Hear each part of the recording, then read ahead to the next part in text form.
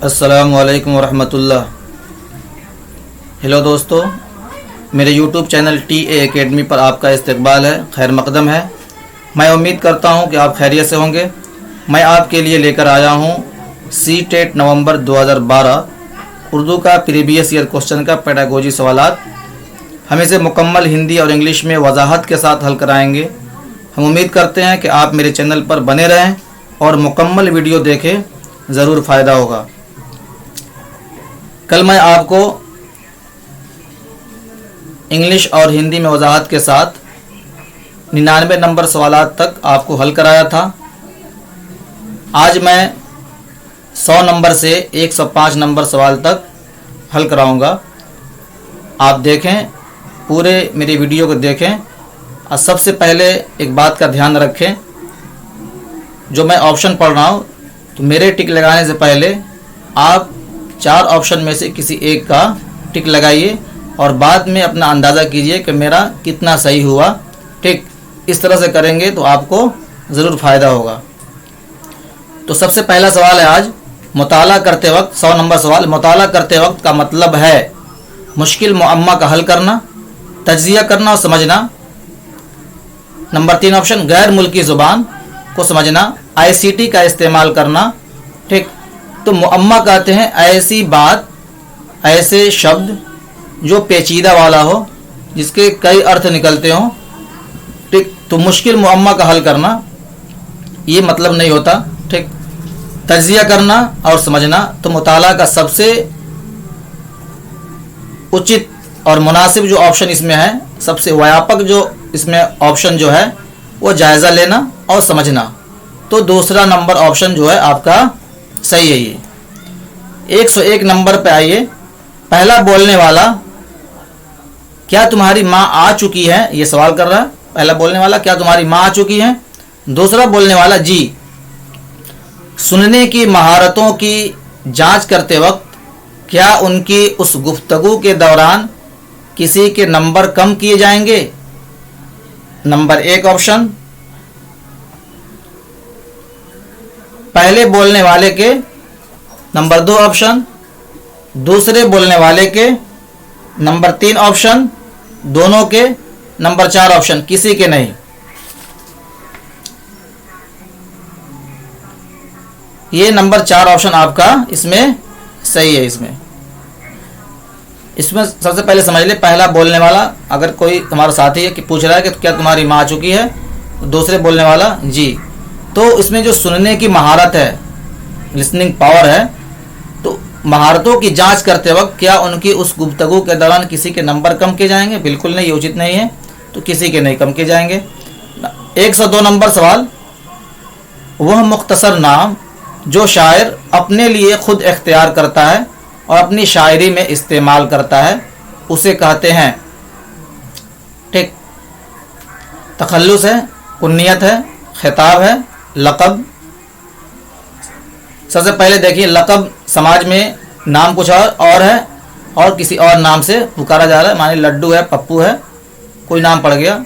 कुन्नियत है, ये आबा अजदाद की तरफ से, माँ बाप की तरफ से। ठीक, ये आ रहे हैं, ये कुन्नियत है। खिताब, ये किसी अच्छे कारनामे के बुनियाद पर गवर्नमेंट की तरफ से जो खिताब दिया जाता है, पद्मश्री दिया जाता है, उसे खिताब कहते हैं। ठीक, तखल्लुस, वह नाम शायर अपने शेर के आखिर में अपने नाम के आगे क्या करता है, वो लगाता है, उसे कहते हैं तखल्लुस। तो आपका 102 नंबर का ये ऑप्शन आपका सही है। जैसे मिर्ज़ा गालिब का है, ठीक है, तो गालिब ये क्या है, तखल्लुस है इनका। ये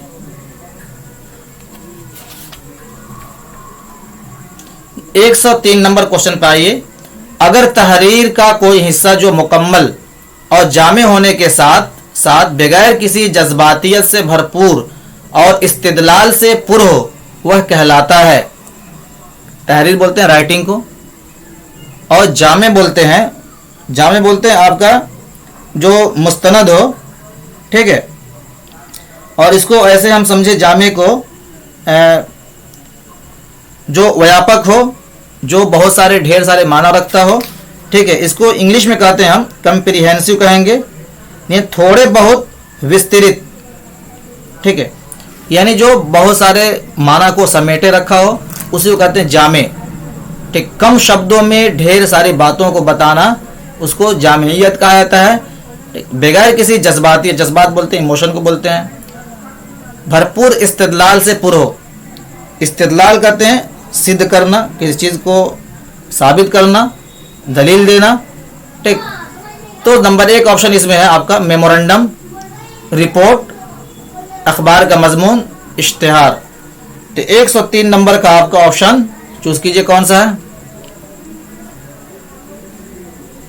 रिपोर्ट। 103 का ऑप्शन रिपोर्ट है। फिर समझ लीजिए इसको, अगर तहरीर का कोई हिस्सा जो मुकम्मल और जामे होने के साथ साथ बगैर किसी जज्बातियत से भरपूर और इस्तिदलाल से पुर हो, वह कहलाता है रिपोर्ट कहलाता है। यानी रिपोर्ट में बहुत सारी बातों को हम देख कर क्या करते हैं, छोटे और कम शब्दों में, कम पन्नों में अपने रिपोर्ट को क्या करते हैं, पेश कर देते हैं। ठीक, ये जामियत की बात है। अगर हम किसी रिपोर्ट को पेश करने के बजाय उसको हम 10 पन्नों में अगर पेश करें तो उसमें मान लीजिए कि छोटी सी बात है और 10 पन्ना उसमें लिख दिए तो उसको जामियत हम नहीं कहेंगे उसको। 104 नंबर ऑप्शन सूरज ग्रहण कब है? ये सवाल आपसे पूछ रहा है। ये सवाल है ज़माना हाल का, ज़माना मुस्तकबिल का, ज़माना मौजूदा मुसलसल, ज़माना माजी का।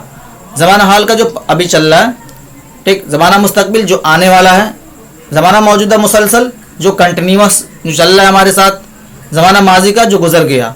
तो ये पूछ रहा है सूरज ग्रहण कब है। इसका मतलब कि अभी सूरज ग्रहण हुआ नहीं है, आपसे हमसे पूछ रहा है कब है। इसका मतलब कि ये दूसरा नंबर सवाल आपका सही है, ज़माना मुस्तकबिल का। कौमी दरसियात का खाका 2005 NCF 2005 की सिफारिशात 413 क्या स्कूल को अलग अलग हालत में पढ़ने लिखने पर खुसूसी तौर पर तवज्जो देने की ज़रूरत है? नेशनल करिकुलम फ्रेमवर्क NCF 2005 इसी को कहते हैं, इसको कहते हैं उर्दू में कौमी दरसियात का खाका। तो इसका नंबर देखिए, नंबर 1 ऑप्शन जो है मादरी ज़ुबान, ये बोल रहा है कि क्या स्कूल को अलग अलग हालत में पढ़ने लिखने पर खुसूसी तौर पर तवज्जो देने की ज़रूरत है। अब इसके 4 ऑप्शन में से आप चूज़ कीजिए। नंबर 1 ऑप्शन है मादरी ज़ुबान, ठीक। नंबर 2 ऑप्शन है हिंदी। तीसरा ऑप्शन है दूसरी गैर मुल्की ज़ुबानों पर। Number 4 option Urdu. चूज़ कीजिए कौन सा है। 105 नंबर सवाल का 1 नंबर आपका क्वेश्चन, इसमें ये ऑप्शन सही है ये, ठीक। आज बस इतना ही। ऐसे ही मेरे वीडियो पर कंटिन्यू बने रहें, इंशाल्लाह ज़रूर फ़ायदा होगा। अपने दोस्त अहबाब को शेयर करें और अपने साथी जो CTET में उर्दू लैंग्वेज लिए हों उनको मेरे चैनल को शेयर करें और कहें इससे जुड़ें। और मैं कंटिन्यू इस पर डेली क्लास लेकर आता हूं और इस पर बने रहेंगे तो इंशाल्लाह आपके जो प्रीवियस ईयर के ढेर सारे जो खजाना है, जो क्वेश्चन बैंक है, वो आपके पास जमा हो जाएगा।